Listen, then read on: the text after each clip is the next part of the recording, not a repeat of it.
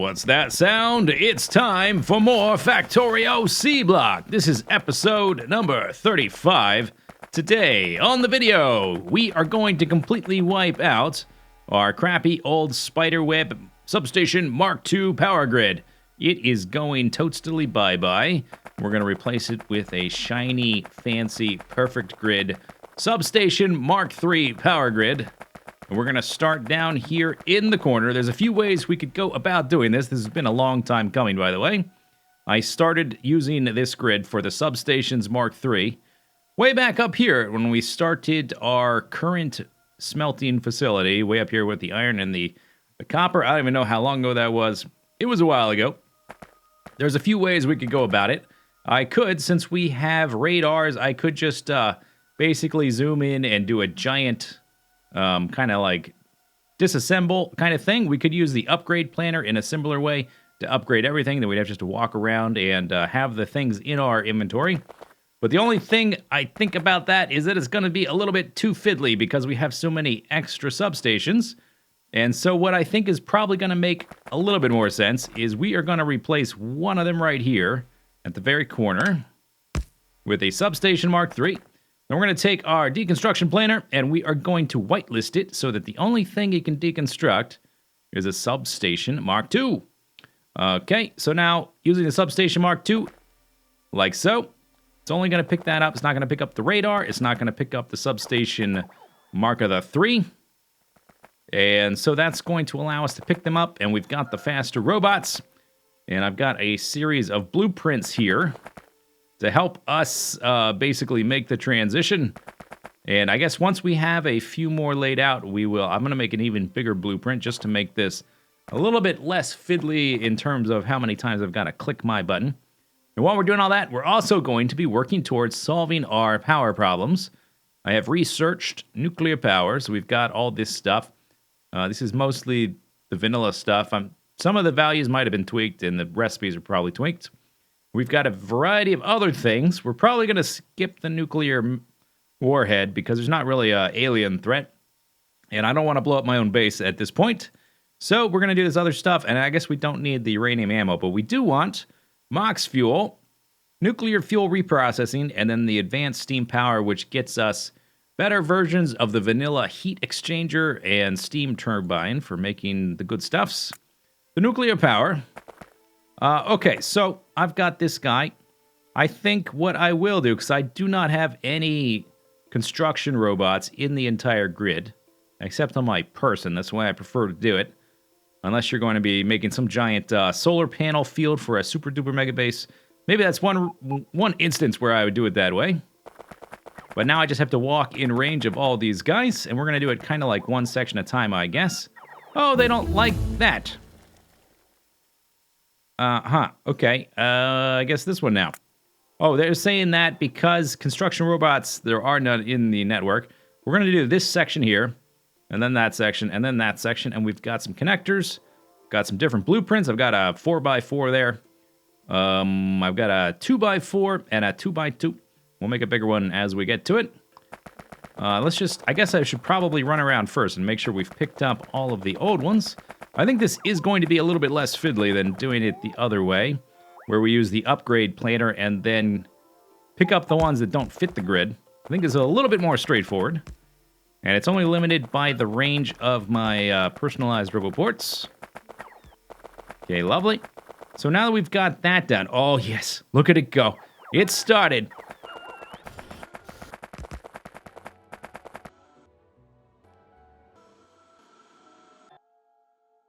And finally, behold, a perfect grid, long foretold, long since planned for, finally realized, the substation Mark III grid that has been there the whole time and is finally revealed like Michelangelo sculpting a bit of marble to reveal a glorious statue. I don't know where, I sort of went off on a tangent there. Okay, but we have a perfect grid, the entire base, ba-bam, ba-bam, ba-bam, ba-bam, bam, blink. All right, except for right here. We do not have entirely, I guess, not entirely the entire tire base.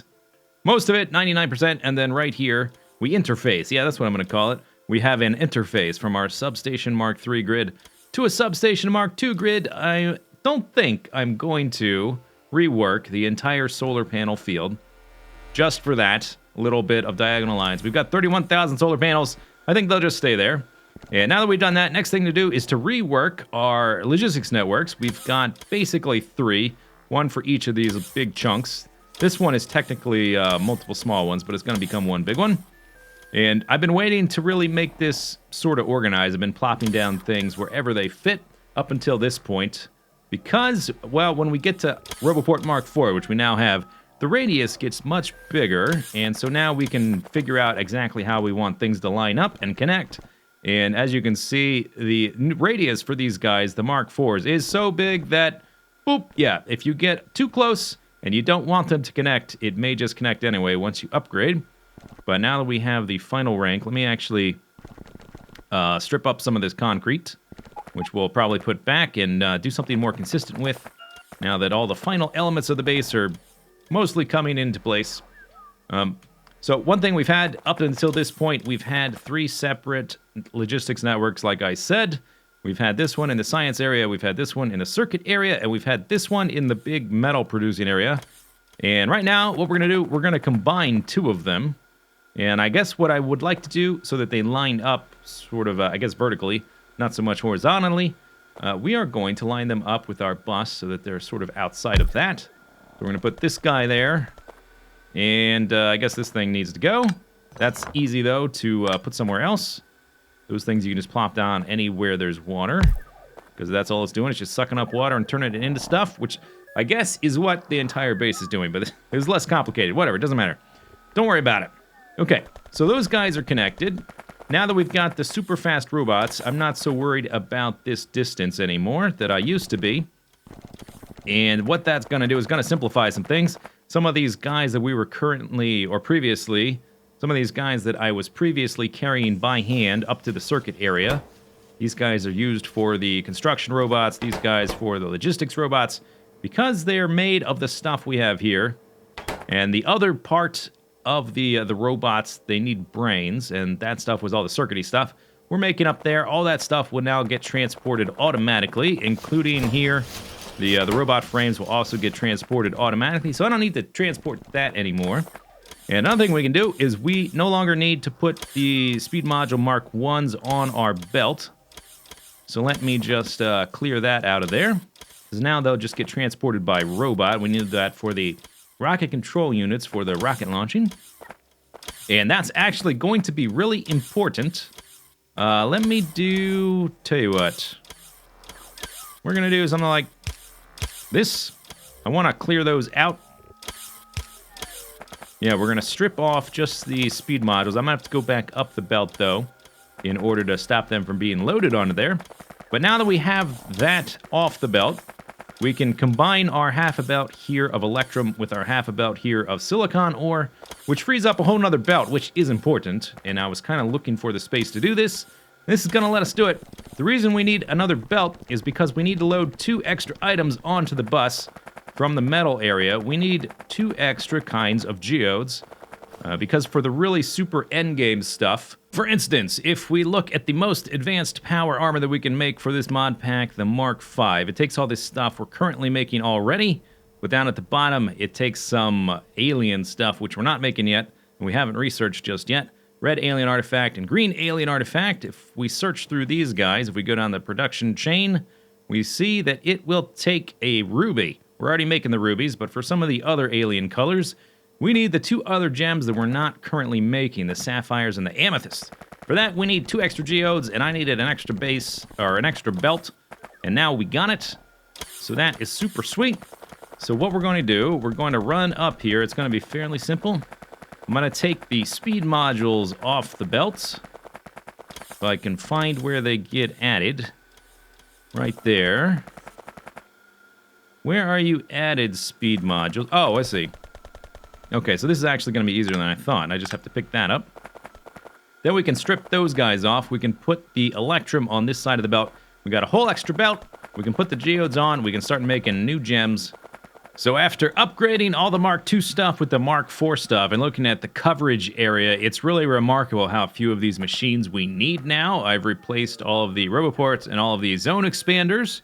And if we hit L and look at our network members, So we've only got, it's a funny thing, we've only got 3 networks now. This one is my personal RoboPort. So now we're down to just these 2 guys with only 23 cells and 8 cells. We've got a massive amount of 12 whole whopping RoboPorts and 11 logistics zone expanders, and then our one upstairs that is handling all of the geode stuff in our metal network. That's only 8 RoboPorts. We don't even need zone expanders up there because the area is so big. So here's the map. You can see we've got 2 networks, and there is a very small divide in between the 2. This is going to be important later when we do the alien science. Just sort of keep this in your back of your mind that we left a very small gap between these 2 networks because we want to keep them separate, but we want them to be extremely close. I've been waiting until we had the Mark IVs to do this so that we could line it up like that. But this is where all of the geode stuff is getting picked up. We only need... Unfortunately, you can't see. I wish... I like how we can get the different overlays with the map. And we can turn on and off, for instance, the logistics network. And we can turn off the power. I wish with the logistics we could like right-click and select how much information we wanted, like a little drop-down menu. I would like to see the points for all the RoboPorts. But anyway, you can see the big rectangle that it covers. And then down here, we've got all this stuff covered. And now we can add in Mr. Charging Pad. And these guys are going to give us some pretty cool patterns. I think we'll try to make it kind of symmetrical, at least in the center.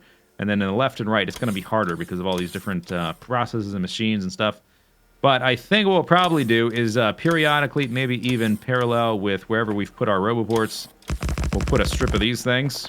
How many is that? That is 14? Yeah, I guess that's not too bad. Okay, drop the thing. Hit the Q button. So we'll go down here. Where's the next RoboPort? Yeah, right here. Pick up this old stupid light. We don't need lights there. Okay, and then we will grab these guys and put another strip. So this will sort of take care of the charging along our core. We can't really put it here because there's stuff in the way. Suppose we could do kind of something else. We don't need these lights anymore along the... I originally had placed a light around all the... underneath all the substations that were going to be kept, and now we've upgraded them. We don't need those markers anymore. Maybe I'll just do this kind of thing. So that takes care of more or less the core going vertically up and down. I'll do the same thing as well for the other network with the metal stuff, and we'll have to spread some out. Maybe at each zone extender, or maybe somewhere in... Probably better idea somewhere in between. I guess the pattern is going to get... The pattern was very nice. Look at these nice triangles. All the same distance. And now that pattern is going to get totally destroyed as soon as I add more of these. Maybe we'll just monitor it, and we'll see how much they actually need to charge. Because these things charge way faster than the old version. Anyway. Alright, so the belts have been updated with the new geodes. We've updated the power grid. We've updated our logistics system. Everything's much more organized and streamlined and delicious. So I think we'll just kind of keep going with this train of thought of ticking off boxes for things we're going to need. So we need to start processing these 2 new types of geodes that we have down here in this part of the base now. And actually, while I'm thinking about it, I should probably tell these chests to... I should update these chests, and I should tell this guy that you are now going to be picking up... Actually, let's empty it first before I do that. Okay, you don't have a value, you don't have a value. I'll pick up that chest, pick up that. We're going to tell you to be Mr. Cyan. There you go. And copy-paste that. There we go. And then we'll tell this guy to be Mr. Purple. Purple Geode Collector. There we go. All right, so now we've got those guys in our system. And this will help in the long run because we're going to need these extra type of gems we're about to start producing. But in addition, we need the diamonds for the Tier 8 modules, and they are produced at a lower percentage. And so that'll help because we've kind of run out of the yellow ones. We've processed through all of our yellow stuff. Let me just dump these in storage so they get used whenever they're needed. All right, let's run down here and let's add a few more layouts. We're going to add basically another one of these for the 2 types of geodes. We don't really have space right there, so we'll probably just move it down here. We might move all of that down here just to keep it all in one place. And we got 2 new types of gems. So I think what we're going to do this...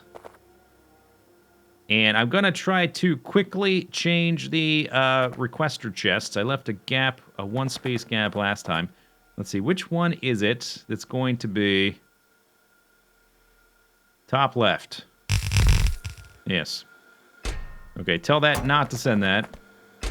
Tell that not to send that. We're getting the other stuff, and then I want to blank these. Stop making that. Okay, there we go.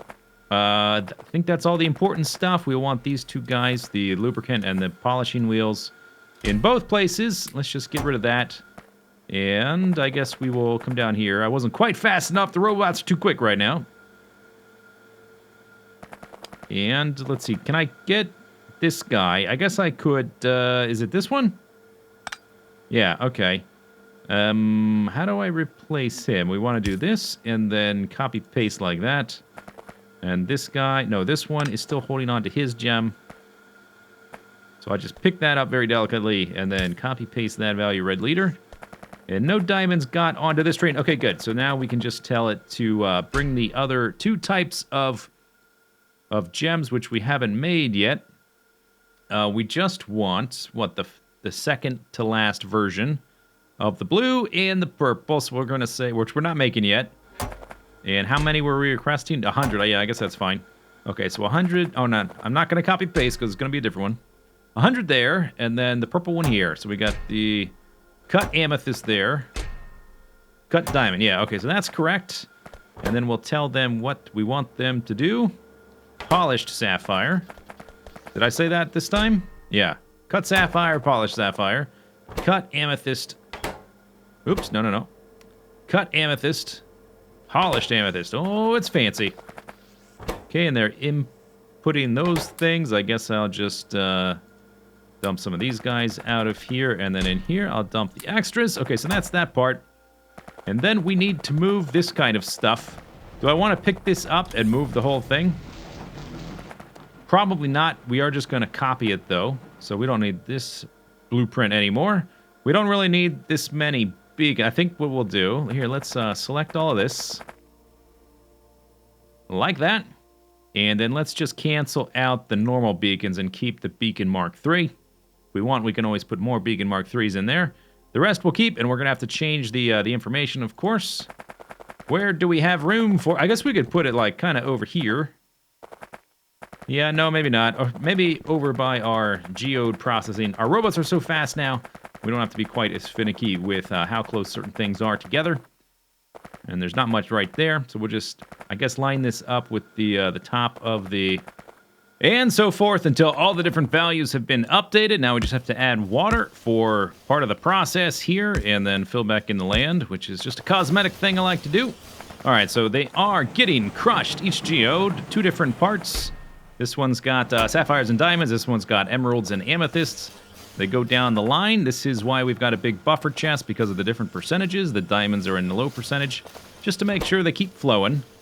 So then they get assembled or whatever into a raw sapphire, and then with some water and a grinding wheel, they get cut. And then they get put in a passive provider chest and sent over here, where they are turned into beautiful little snowflakes. Polished amethysts. And polished sapphires, as well as more diamonds now, and also, coincidentally, more emeralds, which we don't need as much of. But having more diamonds will be nice. And now that this is a passive provider chest, this should go automatically up to where our modules are being produced. I'm wondering if I did not, if I took that ingredient out of the recipe list. Let's go check real quick, and then we can move on to something else. We will need all of those gems later on, but for right now, mostly we just want the diamonds. And so if we can make sure that the diamonds are automatically being added up here, there's one less thing I have got to carry back and forth manually. All right, you are asking for diamonds. Okay, fantastic. And I guess they're making more now, because now we have diamonds. I guess we already had some, but now we have a lot. Okay, that's great.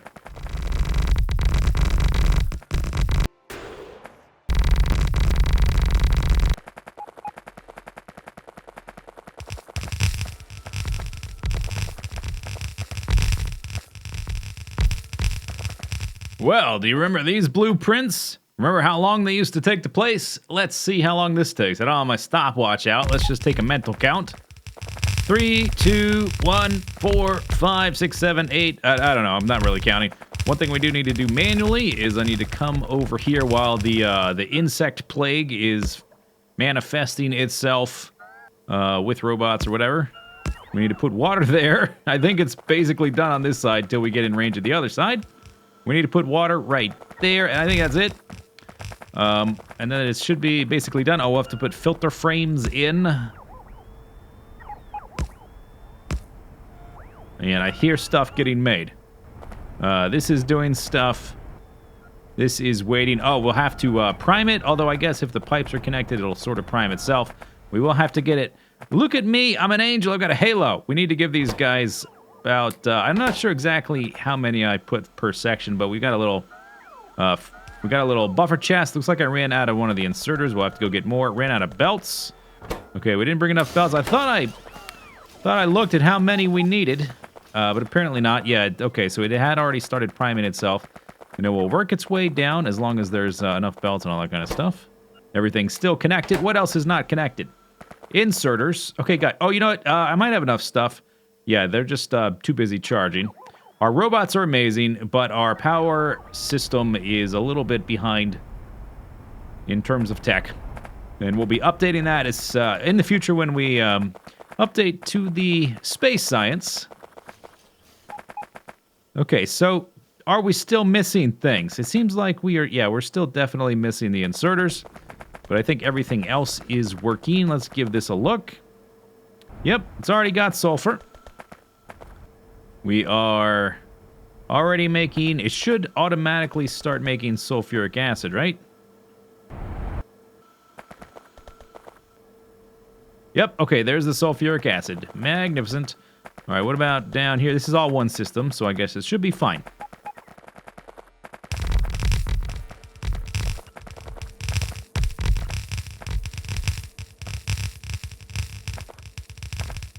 And voila, there she is, there she blows. Everything is hooked up except for the actual ore sorting facilities, which we'll look at in just a second. And we're gonna plug everything in and make sure it works, of course, like we always do. This is probably, almost certainly, the last of the ore stuff we're ever gonna set up and create and make for this playthrough. So this is what it looks like. It kind of looks pretty cool without the grid stuff. Now that the grid stuff is there, it's looks like I've put my entire base inside like a hamster cage or something, or like a bird cage. So we're making the, here, let's look it up. We are making this. This is the recipe. Uranium ore. We are sorting for it in the ore sorting facility. Sapphirite crystals, grotinium crystals, bobmonium crystals, and mineral catalysts. I think I forgot to route the mineral catalysts now that I think about it. Anyway, let's set up and make sure the other steps are working. One thing at a time. So we're going to do like we always did, Pinky. We're going to take over the world. We're going to turn our mineralized sludge into the ore, and then that's going to get crushed. That's going to get turned into a chunk, and that's going to get turned into a crystal. Let's just make sure everything's right. And since this is the amount of space we had left, this is the last of the ores we're going to make. And so I made this area way bigger than it needs to be, just in case we end up taking up a stupid amount of power in the very end game, which I think this is almost certainly massive overkill. We don't need this much stuff. I've got 4 entire rows of the blue, 4 entire rows of white, 4 entire rows of the brown stuff, and that's way more than we need. But I thought, you know, if it's worth doing, it's worth overdoing, so that's what we're going to do. All right, so there we go. Ba-bam, the blue crystal guy is getting made. I can run through right here. Okay, and it does help to streamline a little bit because all 4 of these guys take sulfuric acid, so that's very nice. They're all getting that from the unbarreling. We can see that it is working.